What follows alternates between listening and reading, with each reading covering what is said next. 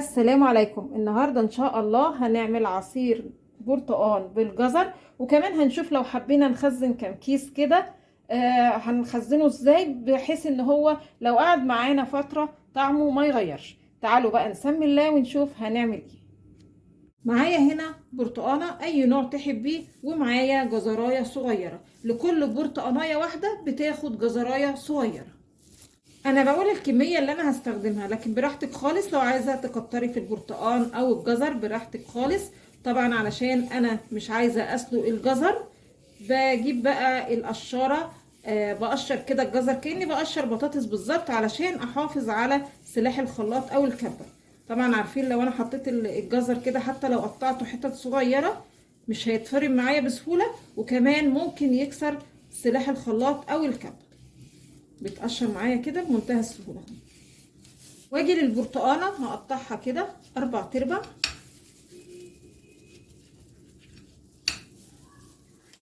واجي لكل ربع كده اقشره. وخدوا بالكم لو انت مستخدمه برتقان فيه بذر تشيلي البذر، لان لو اتفرم البذر مع العصير بيدي طعم مر يعني للعصير بالشكل ده. وكمان قطعت كده البرتقان حتت علشان يتفرم كويس قوي معايا، وكمان زي ما قلت لكم عشان احافظ على سلاح الخلاط او الكبه. بعد كده هجيب الخلاط وهضيف بقى البرتقال مع الجزر، وبعدين هضيف كوبايه ميه. والميه هنا بقى حسب راحتك، عايزه تقلي العصير تخففي العصير براحتك. وبعدين اضرب بقى المكونات مع بعض كويس قوي. وبعدين هصفي العصير زي ما انتوا شايفين، بيطلع بقى من العصير تفل الجزر والبرتقال.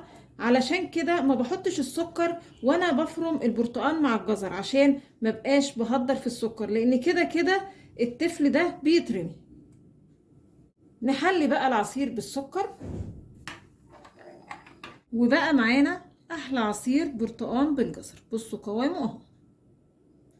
نيجي بقى للخطوة التانية. لو عايزة تخزني كام كيس عصير جزر كده بالبرتقال، علشان جزر الشتاء بيبقى مسكر عن جزر الصيف، فأنا جربت طريقتين. أول طريقة خزنتها بعمل العصير عادي، بفرمه عادي وبصفيه وبشيله في الفريزر. وجربت الطريقة التانية اللي هنشوفها دلوقتي، اللي هي بقطع الجزر كده شرايح مع البرتقال من غير عصر من غير حاجة.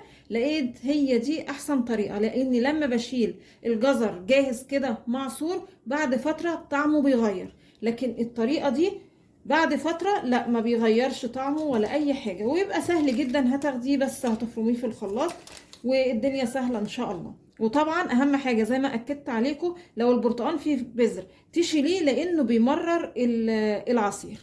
مهما تحطي سكر بيبقى العصير كده طعمه ممرر. هجيب بقى البرتقال بالجزر وهشيله كده في كيس تلاجة. يا رب النهاردة الفيديو يكون عجبكم، وانتظرونا ان شاء الله بفيديو جديد، وما تنسوش الاشتراك في القناة.